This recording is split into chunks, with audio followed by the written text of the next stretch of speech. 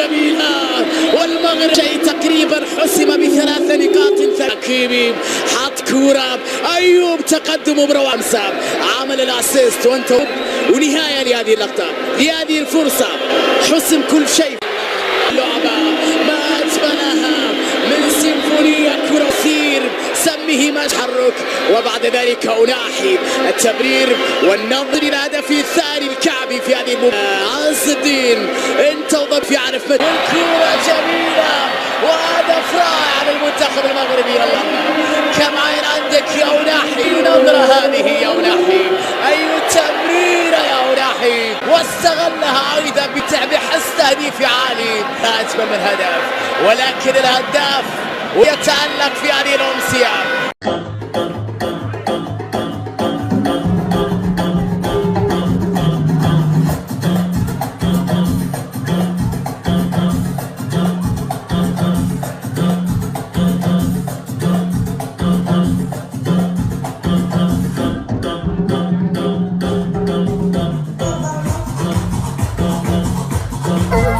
سوى سفيان رحيمي بتسديده، الله